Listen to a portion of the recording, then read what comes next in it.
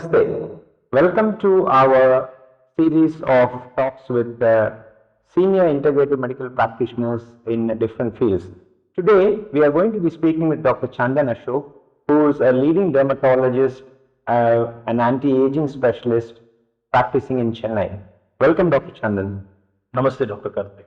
So, we would like to know your experiences in the current trends of anti-aging medicine. There are two types of anti-aging medicine. Traditionally what anti-aging is, people do a cosmetic anti-aging, which is treating only the face. So the treatment would include a Botox and a filler treatment to look maybe 5 or 10 years younger. But true anti-aging is anti-aging within the cell. A lot of people, even doctors and integrative medical practitioners, don't understand one thing. What is the lifespan of a human being? Now, when I ask this question routinely, there is a figure that jumps to everybody's mind. So they're thinking 70 or 80. Now, that figure is the life expectancy. Life expectancy will vary from country to country. So in Japan, it's about 82 years. In India, it's about 72 years. The actual lifespan of a human being, the day he is born, is about 140 years. Now, if somebody in India who has a life expectancy of 72, that means he is only living half his life. So the other half is going waste. Now, this is what we are trying to achieve, to maximize the life expectancy towards the lifespan without deformity or illness. So this is proactive aging is what we are targeting. Good. Now, when you say you are trying to achieve this, I'm shocked by that number that we are actually only utilizing 50% of our lifespan properly. Now, what are the modalities that you employ to your patients and that we as people who would like to practice would like to do so that we can improve our and live to our full potential? So the lifestyle is very important in this. Now, I see a lot of people who come to me, they say that, I eat a lot, but I go to the gym, exercise 6 times a week or 7 times a week for 2 hours or 3 hours a day. Now, the maximum number of calories that you're supposed to burn in the gym per week is about only 3,000 calories. Now, you can't overeat and then over-exercise. That is not the correct way of doing it. Calorie restriction is very important. So you have to restrict the number of calories as well as exercise, and then you get true anti-aging. You can't do the opposite. The other modalities that we also employ in addition to this is a lot of cell therapies. So basic cell therapy is something which is very old in the aesthetic field, like a PRP, which is your platelet-rich plasma, which a lot of people would have already undergone. So they have done something for their face or for their hair. The same platelet-rich plasma can be given as an IV therapy to rejuvenate the cells inside your body.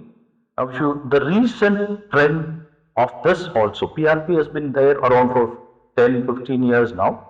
The recent trend is an advanced version of stem cells and exosomes. Now, I've heard the term exosomes being floated around in a couple of conferences. Can you explain for us exosomes and stem cells in the regenerative aspect and the cosmetic aspect as well, please? The stems, all these cells are basically cells derived from mesenchymal cells. This is the safest method to get your sources from.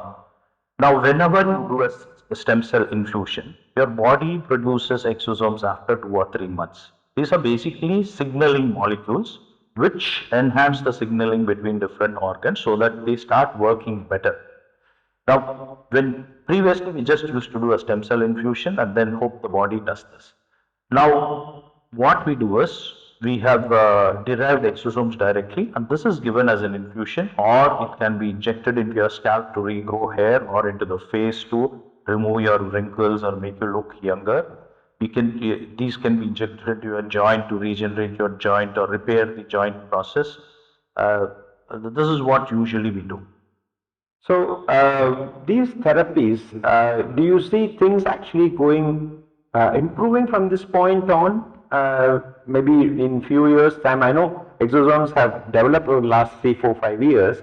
Now in 4, 5 years time, do you think, you feel that newer cell therapies will come into vogue at that point in time? Or these cell therapies will get more established as we go into the future? Only last week, the exosome and the growth factors human growth factors have got approval in India by the DCGA. Oh, very good. That's the first human growth factor approval that they have received in India. So it's legalized now. Previously, it was not legalized. It could be used only for research purposes. Now you can use it for cosmetic indications, though it is not approved still for injecting. So as a topical application, you can do a derma roller on top of your scalp or the face and then apply it, and that is legal now in India. So going forward also, there will be finer and finer tuning of this. Like for example, when I started doing PRP, we were not getting results. We started with the different media and experimenting and all that. Then finally we arrived at certain the way to prepare it and how many times to inject this, all this. So that kind of clarity will keep coming in as we keep doing and more practitioners start doing it. I also understand you are a trainer in cosmetic and aesthetic and regenerative courses which happens. What kind of doctors do you see attending those courses? The cosmetic trainings as such are a little expensive because a lot of doctors will need a hands-on. Only theory is not enough for them. They will need a hands-on. So the material purchase, for example, if you want to do an exosome training, then the cost of that material is also there. So generally speaking, the cosmetic and the aesthetic practitioners are the ones that are very highly interested in coming to these trainings. But there are other opportunities also for chronic diseases, for regenerative, for somebody like Parkinson's or an Alzheimer's also, you can give the stem cell therapies and they will benefit from it. But that is not yet taken off. Thank you, Dr. Chandan, for spending your valuable time sharing these insights and inputs. And we will be coming back to you for more questions at a later date, and we will keep our viewers posted with this. Thank you very much. Thank you, Dr. Karthikeyan.